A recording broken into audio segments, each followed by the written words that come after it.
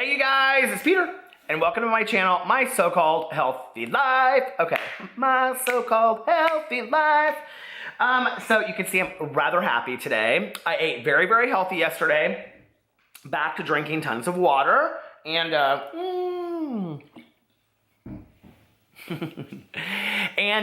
woke up this morning and I was 0.8 pounds less different than I was yesterday. So we're continuing to go down. It's a slow progression.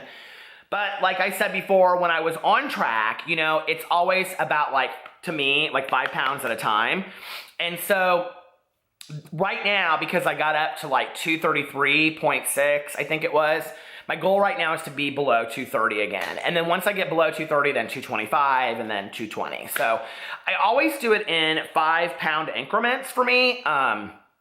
That just makes it a lot easier for me to lose the weight because I don't look at it as, when I started this, I was thinking about this the other day. I met with this guy today for an appointment that I hadn't seen in 3 years. And he came in and he was like, oh, you're a lot thinner than you used to be. And I was like, do you really think so? He's like, yeah, I can tell you've lost a lot of weight. And so we were sitting there and we were just talking and stuff like that. And he's like, well, what are you doing? I was like, well, I just recently did it. And he was like, well, you were really heavy the last time that I saw you. And so I got on my phone afterwards and I looked on my Fitness Pal, and I was in the 250s. So, compared to where I was then, I am so if I'm 231 was what I weighed myself in it this morning, I was probably 24 pounds heavier then. So even just 25 pounds makes a huge difference in people. Just 5 or 10 pounds makes a huge difference. And if I looked at myself now at let's just say I'm 231, but let's just say 230, right?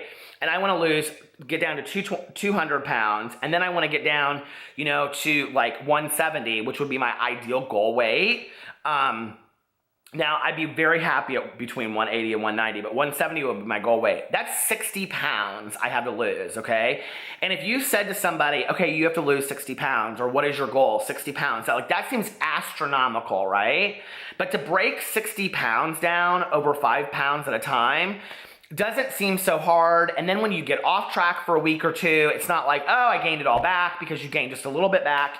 And so for me, it's always worked it's worked better in measurable goals that I can actually achieve, 5 pounds at a time or 10 pounds at a time, not 60 pounds. Because if you said to me, how well have you done on your diet? I would say, looking at 5 pound increments, well, I started at 245 and I'm now 231. So I've done rather well, right? Even though I broke my diet.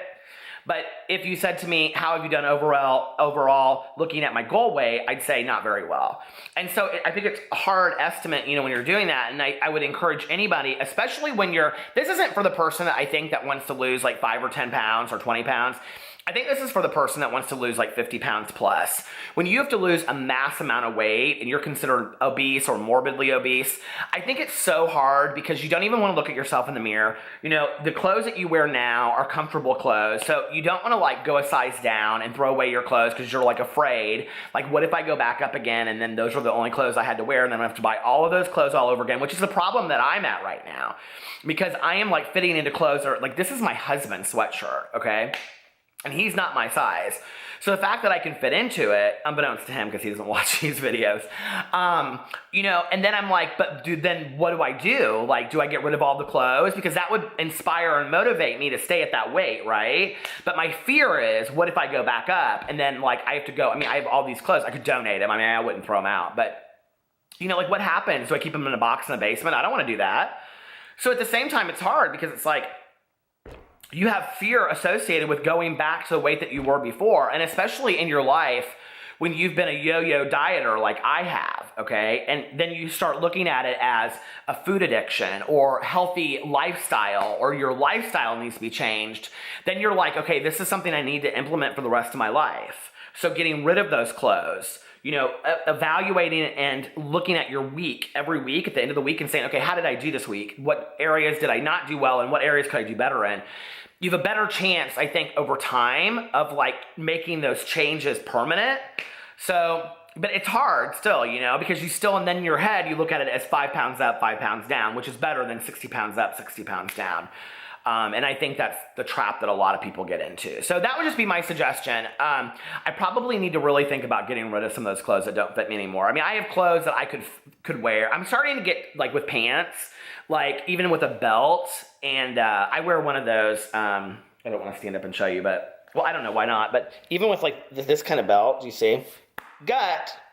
I wear that belt that, like, you can pull, so it's, like, even in, like, the loosest pants, you can make them, like, fit, but, like, if I didn't have that kind of belt on with it, then it wouldn't fit the same way. Does that make sense? Like, it would be like they would just fall right off of me.